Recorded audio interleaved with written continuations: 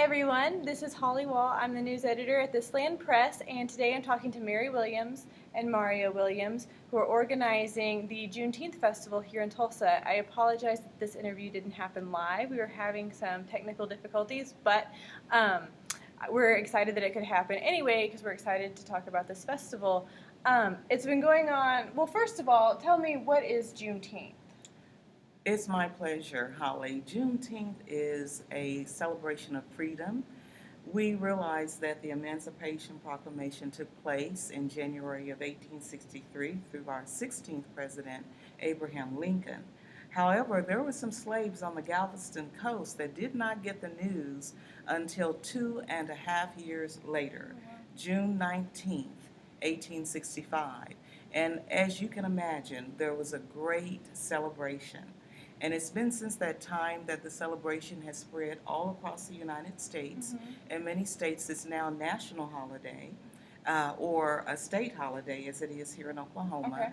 And on that day, we remember those slaves, but also the true meaning of freedom. And for the citywide Juneteenth on historic Greenwood, we celebrate in that area because of the history of Greenwood and the history that it has for our culture as well as for our city. How long has Juneteenth been celebrated in Tulsa? You know, I'm not really sure how long it's been celebrated, but I remember when I was a little girl, and I won't say how long ago that was, but we celebrated going to a park, having picnics, lots of music, families and friends coming together, and just really a time of remembrance.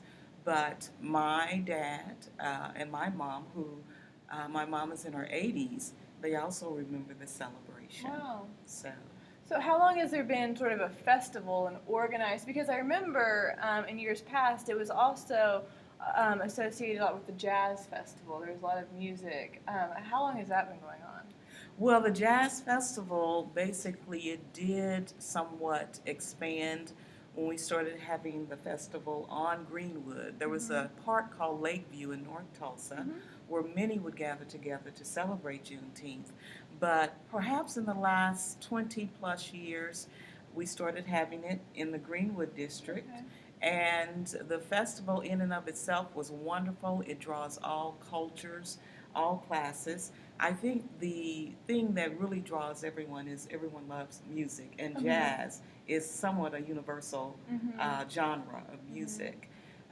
The thing that we did find in the last 7 years that I've been doing the citywide Juneteenth on historic Greenwood is that many people were coming, but they did not understand, as you eloquently asked, what the meaning of Juneteenth is. Right. So it became equated with just another jazz festival. Gotcha. Okay. And so wasn't there a time when there wasn't a festival, a citywide festival? How long was that gap, and what happened there? It was about 8 years that there was a silence as far as this particular area.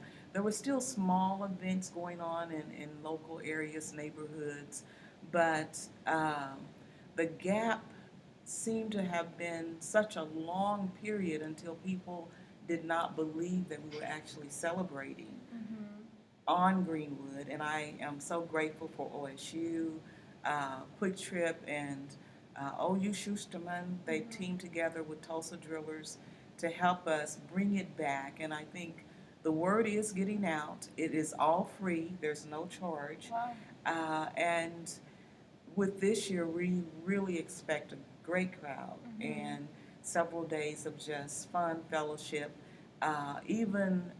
We have a church night, which will be our gospel fest, and we're hoping that hearts will be revived, that hope will be reaffirmed in those that have lost hope, and that people will be inspired throughout the entire festival.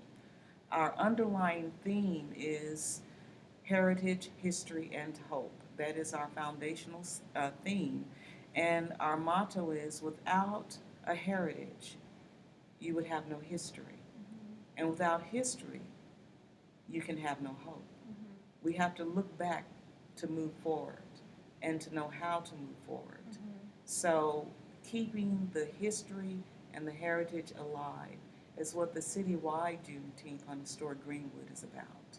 Mario, do you want to tell us about some of the events that are happening? I know you guys have something tonight through the 19th. That's the actual holiday. So why don't you tell us a little bit about what's happening? Well, tonight we're actually doing a kind of art meets fashion show tonight. So we're looking forward to that. Is that here at OSU Tulsa? Yes, that's Okay. going to be here.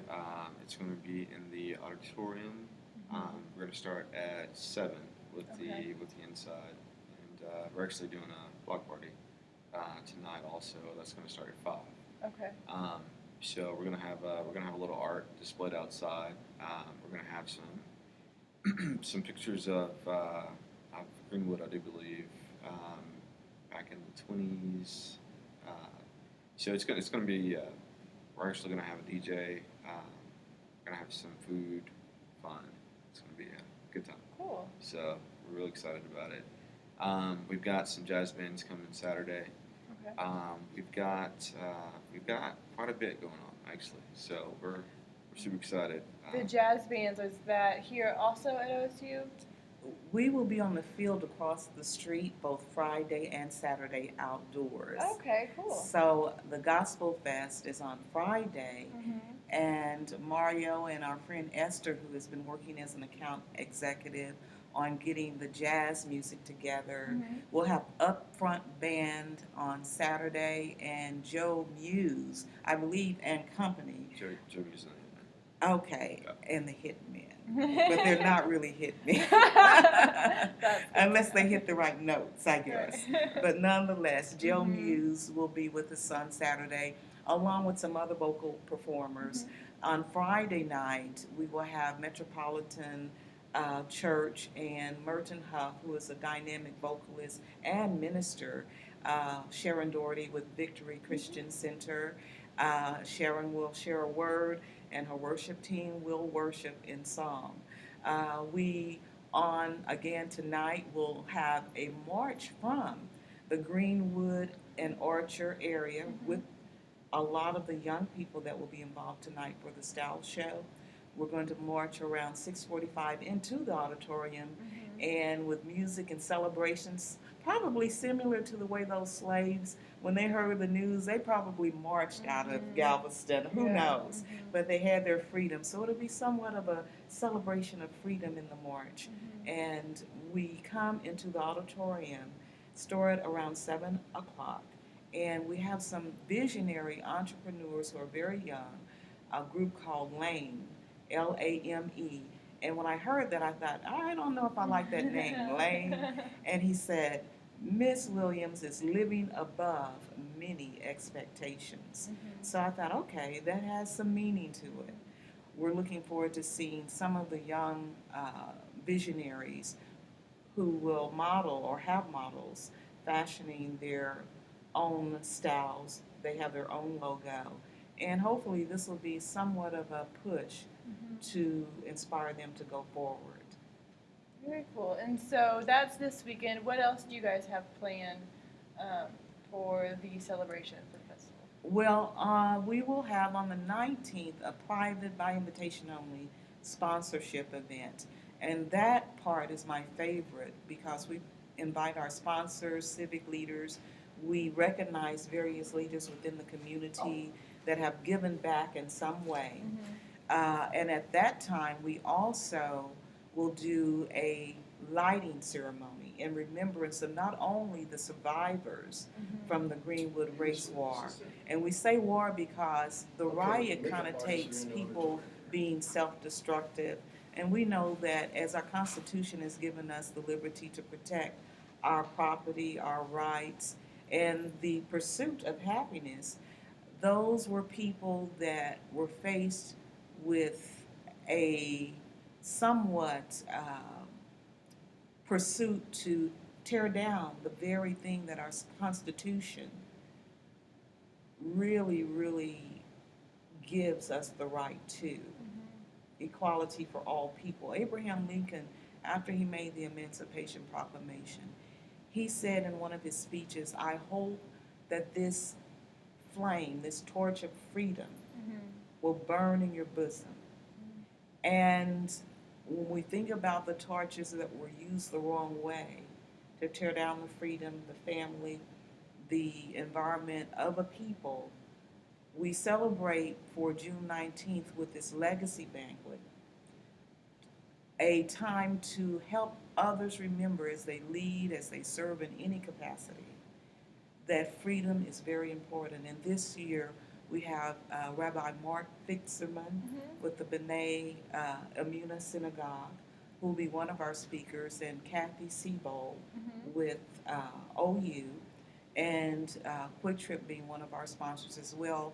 Their matches are on all of our tables, and we light a candle and take time to reflect on the true meaning of freedom, and hopefully in our hearts, as Abraham Lincoln said, let that torch burn again, even brighter, even stronger, so that we can have a respect for human dignity, no matter what culture, race, class, etc.